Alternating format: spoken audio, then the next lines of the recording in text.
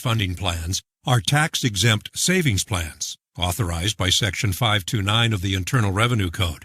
But there are 4 drawbacks to 529 plans. 1. They count against the student's eligibility when applying for financial aid. 2. They have tax consequences if the money is not used for qualified expenses. 3. They charge administrative fees and investment expenses that significantly reduce the growth of your money. And 4.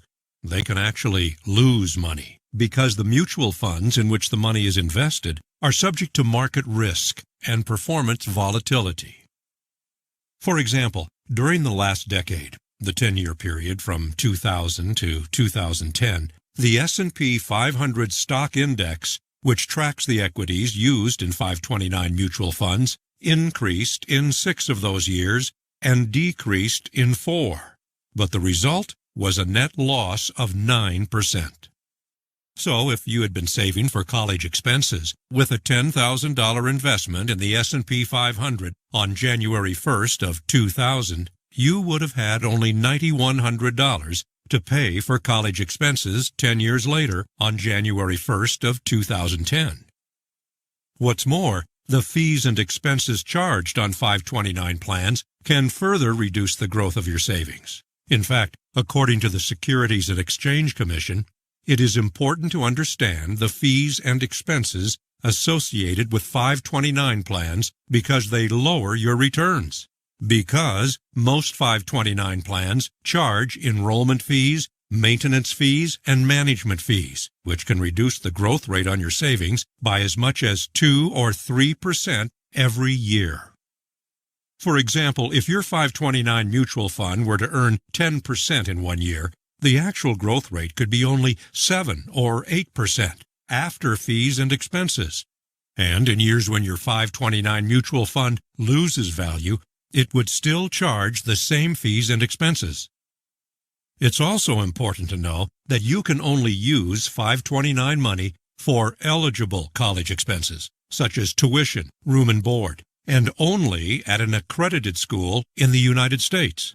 So if your child should receive a full scholarship, or choose a foreign university or a technical training school, or simply decide not to go to college, your withdrawals from a 529 plan would no longer be tax exempt.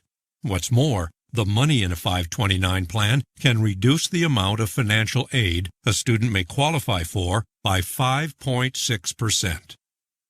So how can you save for a child's college education without taxation, without the risk of losing your money, without limitations on how you use the money, and without counting against your financial aid eligibility?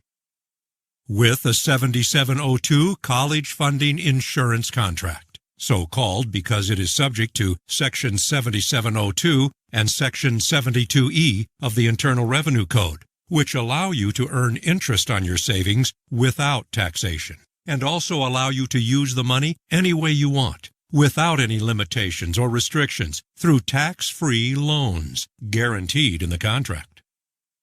But unlike a 529 plan, a 7702 college funding insurance contract also guarantees that you cannot lose any of your money in mutual funds. What's more, the money in a college funding insurance contract does not count against the student's financial aid qualification.